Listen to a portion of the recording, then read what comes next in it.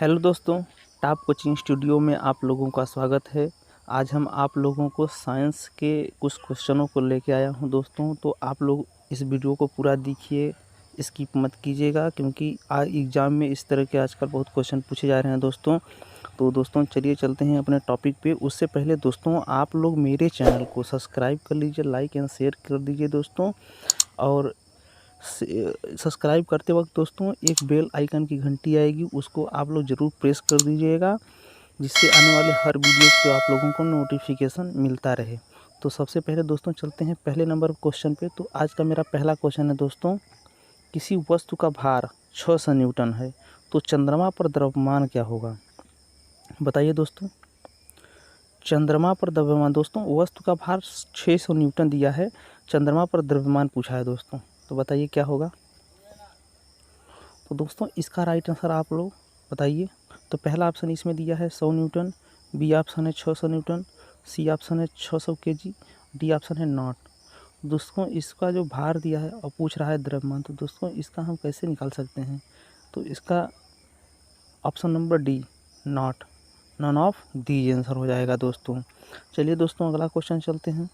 तो अगला क्वेश्चन है दोस्तों कि किसी वस्तु का द्रव्यमान 60 केजी है तो उस वस्तु का भार चंद्रमा पर क्या होगा दोस्तों?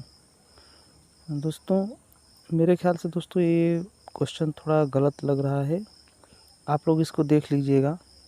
तो चलिए चलते हैं अगले नेक्स्ट क्वेश्चन पे। तो अगला नेक्स्ट क्वेश्चन है दोस्तों कि रॉकेट लॉन्चिंग कौन से नियम पर आधारित है?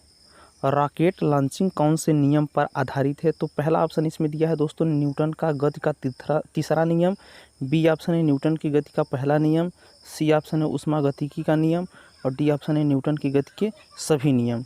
तो इस क्वेश्चन का राइट आंसर बताइए दोस्तों। इस क्वेश्चन का राइट आंसर क्या होगा? तो रॉकेट लॉन्चिंग का जो नियम होता है दोस्तों वो तीसरे नियम पर आधारित होता है, न्यूटन के गति का तीसरा नियम लागू होता है दोस्तों रॉकेट लॉन्चिंग में। तो चलिए चलते हैं दोस्तों, इस क्वेश्चन का राइट आंसर ऑप्शन नंबर ए होगा। चलिए चलते हैं अगले क्वेश्चन पे। तो अगला क्वेश्चन है दोस्तों कि एक सेल के विस्फोट के बाद कई टुकड़े अलग अलग दिशाओं में उड़ जाते हैं, इस स्थिति में क्या संरक्षित रहता है? तो पहला ऑप्शन दिया इसमें स्थितिज ऊर्जा, बी ऑप्शन है बल, सी ऑप्शन है कार्य, और डी ऑप्शन है संवेग।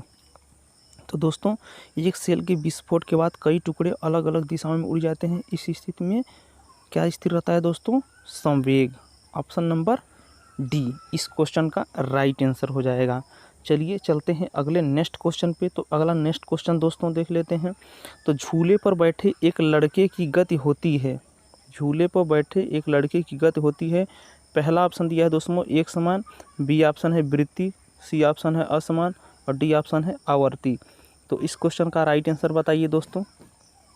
तो झूले पर बैठे लड़की की गति आवर्ती गति होती है दोस्तों, ऑप्शन नंबर डी इस क्वेश्चन का राइट आंसर हो जाएगा। दोस्तों आप लोग इस क्वेश्चन को देखिए और थोड़ा बहुत स्किप मत कीजिएगा वीडियो को, क्योंकि एग्ज़ाम में बहुत ज़्यादा आजकल ये क्वेश्चन पूछे जा रहे हैं। ग्रुप डी के एग्ज़ामों में लगभग 25 क्वेश्चन साइंस के ही आएंगे, तो आप लोग फिजिक्स को अच्छे से पढ़िए, एंजॉय कीजिए।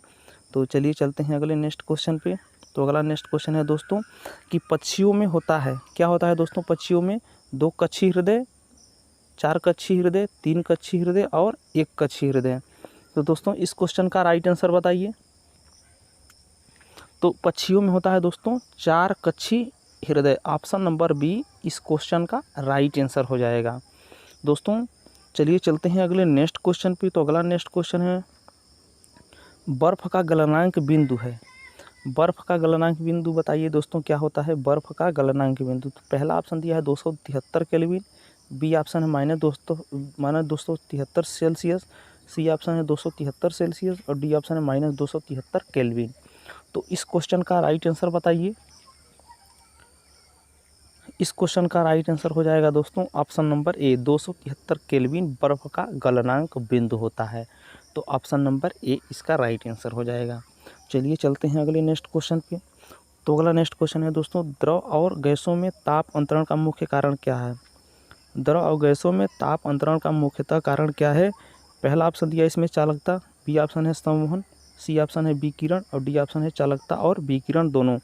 तो इस क्वेश्चन का राइट आंसर बताइए। तो इस क्वेश्चन का राइट आंसर बताइए दोस्तों, क्या होगा दोस्तों, आंसर बताइए। तो पहला ऑप्शन दोस्तों इसका right answer option number B हो जाएगा, संवहन। द्रव और गैसों में ताप अंतरण का मुख्यतः कारण संवहन होता है। चलिए दोस्तों अगला नेक्स्ट क्वेश्चन देख लेते हैं। तो मिट्टी के बर्तन में रखा जल गर्मियों में भी के कारण ठंडा रहता है। किसके कारण ठंडा रहता है दोस्तों, गर्मियों में। तो पहला ऑप्शन दिया है वाष्पोत्सर्जन, बी ऑप्शन है संघनन, डी ऑप्शन है रूपांतरण और डी ऑप्शन है वाष्पन। तो इस क्वेश्चन का राइट आंसर बताइए दोस्तों, कमेंट कीजिए इस क्वेश्चन का राइट आंसर। तो ऑप्शन नंबर डी वाष्पन इस क्वेश्चन का राइट आंसर हो जाएगा। चलिए चलते हैं अगले नेक्स्ट क्वेश्चन में। तो अगला नेक्स्ट क्वेश्चन है दोस्तों, गर्मी के मौसम में पंखा चलाने पर राहत अनुभव होता है, क्यों होता है दोस्तों गर्मी के मौसम में पंखा चलाने पर। तो पंखे की हवा से हमारा पसीना तेज़ी से वाष्प बनकर उड़ जाता है। बी ऑप्शन दिया है दोस्तों इसमें, पंखे से हवा बहने पर हमारे शरीर से अधिक गर्मी निकलती है। सी ऑप्शन है साथियों, पंखे से ठंडी हवा प्राप्त होती है। और डी ऑप्शन है दोस्तों, पंखे से हवा की चालकता बढ़ जाती है। तो इस क्वेश्चन का राइट आंसर बताइए। तो साथियों इस क्वेश्चन का राइट आंसर क्या हो जाएगा, पंखे की हवा से हमारा पसीना तेज़ी से वाष्प बनकर उड़ जाता है। इस क्वेश्चन का राइट आंसर ऑप्शन नंबर ए हो जाएगा। चलिए चलते हैं अगले नेक्स्ट क्वेश्चन पे। तो अगला नेक्स्ट क्वेश्चन देख लेते हैं क्या है। मानव शरीर में निम्न में से किसका आकार सबसे बड़ा है। दोस्तों बताइए इस चार ऑप्शनों में थायराइड, यकृत, प्लीहा और अग्नाशय, इन चारों ऑप्शनों में मानव शरीर में सबसे बड़ा आकार किसका है। तो किसका है दोस्तों, लीवर, यकृत का। यकृत इस क्वेश्चन का right answer option number B हो जाएगा, यकृत। चलिए चलते हैं अगले नेक्स्ट क्वेश्चन पे। तो लोहे में जंग लगना इनमें से किसका सामान्य उदाहरण है। तो पहला ऑप्शन दिया है भौतिक परिवर्तन, बी ऑप्शन है ऊष्माक्षेपी परिवर्तन, सी ऑप्शन है ऊष्माग्राही परिवर्तन और डी ऑप्शन है रासायनिक परिवर्तन। तो इस क्वेश्चन का राइट आंसर बताइए दोस्तों, लोहे में जंग लगना किसका उदाहरण है, रासायनिक परिवर्तन। दोस्तों ऑप्शन नंबर डी इस क्वेश्चन का राइट आंसर हो जाएगा साथियों। चलिए चलते हैं अगले क्वेश्चन पे साथियों। तो अगला क्वेश्चन है दोस्तों कि निम्नलिखित में से कौन सा एक भौतिक परिवर्तन है। बताइए दोस्तों।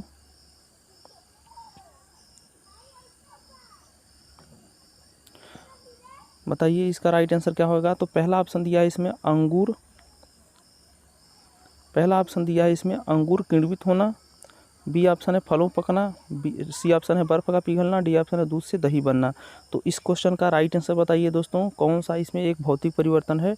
तो ऑप्शन नंबर सी, बर्फ़ का पिघलना।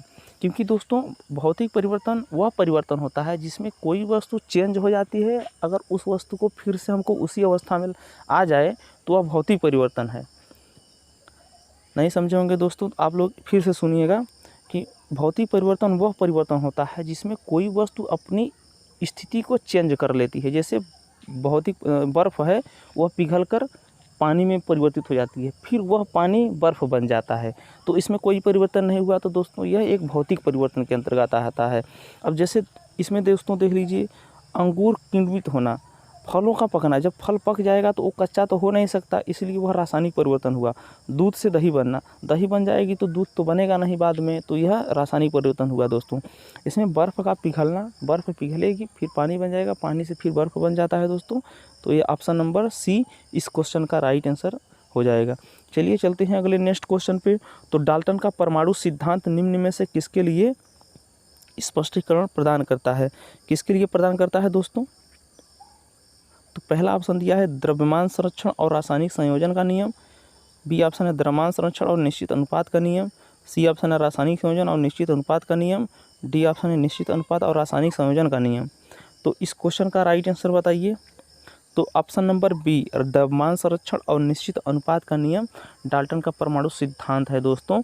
ऑप्शन नंबर बी इस क्वेश्चन का राइट आंसर हो जाएगा। तो दोस्तों चलते हैं अगले नेक्स्ट क्वेश्चन पे।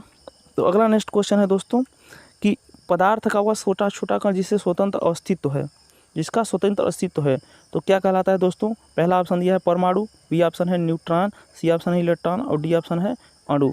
तो इस क्वेश्चन का राइट आंसर बताइए। तो इस क्वेश्चन का राइट आंसर हो जाएगा ऑप्शन नंबर डी अणु। अणु पदार्थ का वह छोटा कण है जिसको स्वतंत्र अस्तित्व होता है दोस्तों। चलिए चलते हैं अगले नेक्स्ट क्वेश्चन पे। तो रसायनज्ञ के लिए गणना की इकाई है। क्या है गणना की इकाई दोस्तों रसायन के लिए? तो पहला ऑप्शन दिया है मोल, बी ऑप्शन है अणु, सी ऑप्शन है एनोड और डी ऑप्शन है ऋण आयन। तो इस क्वेश्चन का राइट आंसर बताइए दोस्तों। तो option number A mole. Option number A रसायनज्ञ के लिए गणना की इकाई क्या होती है दोस्तों? Option number A mole. तो आप लोग इस क्वेश्चन को एक बार देख लीजिएगा। तो चलिए चलते हैं अगले नेक्स्ट क्वेश्चन पे। तो धातु अपनी वास्तविक स्थिति में विद्यमान होती है। तो पहला ऑप्शन दिया है अन्य धातु के साथ मिश्रण के रूप में, बी ऑप्शन है मुक्त स्थिति में, सी ऑप्शन है गैर धातु के साथ मिश्रण के रूप में और डी ऑप्शन है कंपाउंड के साथ मिश्रण के रूप में। तो इस क्वेश्चन का राइट आंसर बताइए दोस्तों। तो ऑप्शन नंबर बी मुक्त स्थिति में दोस्तों धातु अपनी वास्तविकता में विद्यमान होती है दोस्तों। चलिए चलते हैं अगले नेक्स्ट क्वेश्चन पे। तो अगला नेक्स्ट क्वेश्चन है, जैसे ही एक तरल पदार्थ की मुक्त अवस्था से सतह से गहराई बढ़ती है, तरल द्वारा डाला गया दबाव होता है दोस्तों। तो पहला ऑप्शन दिया है शून्य हो जाता है, बी ऑप्शन है कम हो जाता है, सी ऑप्शन बढ़ जाता है और डी ऑप्शन अपवर्तित रहता है। तो इस क्वेश्चन का राइट आंसर बताइए दोस्तों। क्या हो जाता है? तो क्या हो जाएगा दोस्तों? तो ऑप्शन नंबर सी बढ़ जाता है। जैसे ही तरल पदार्थ की मुक्त सतह से गहराई बढ़ती है, तरल द्वारा डाला गया दबाव बढ़ जाता है। तो ऑप्शन नंबर सी हो जाएगा दोस्तों। चलिए चलते हैं अगले नेक्स्ट क्वेश्चन पे। तो निम्नलिखित में से कौन सा जंतु गर्म रक्त वाला होता है? तो पहला ऑप्शन दिया है इसमें कबूतर, बी ऑप्शन है मछली, सी ऑप्शन है मेढक और डी ऑप्शन है मगरमच्छ। तो इस क्वेश्चन का राइट आंसर क्या हो जाएगा? तो कौन सा जंतु गर्म रक्त वाला होता है? कबूतर, ऑप्शन नंबर ए। दोस्तों आप लोगों को यह क्वेश्चन पहले भी बता चुका हूँ कि कबूतर एक गर्म रक्त वाला जंतु होता है। चलिए चलते हैं अपने लास्ट क्वेश्चन पे। तो आज का लास्ट क्वेश्चन है, एक शुद्ध पदार्थ है। तो ऑप्शन नंबर ए है चीनी का घोल, बी ऑप्शन है मीथेन, सी ऑप्शन है दूध और डी ऑप्शन है वायु। तो इस क्वेश्चन का राइट आंसर बताइए। तो एक शुद्ध पदार्थ क्या है दोस्तों? मीथेन। ऑप्शन नंबर बी इस क्वेश्चन का राइट आंसर हो जाएगा। दोस्तों आप लोग इस वीडियो को पूरा देखिएगा, क्योंकि लास्ट में ही तो ज़्यादातर क्वेश्चन अच्छे लग रहे हैं हमको। तो आप लोग पूरा वीडियो देखिएगा, स्किप मत कीजिएगा। और मेरे चैनल टॉप कोचिंग स्टूडियो को सबसे पहले आप लोग सब्सक्राइब कर लीजिए, लाइक कीजिए और बेल आइकन को ज़रूर प्रेस कर लीजिएगा दोस्तों, जिससे आने वाले हर वीडियो की आप लोगों को नोटिफिकेशन मिलता रहे। तो चलिए चलते हैं दोस्तों, अगले वीडियो में मिलते हैं। जय हिंद।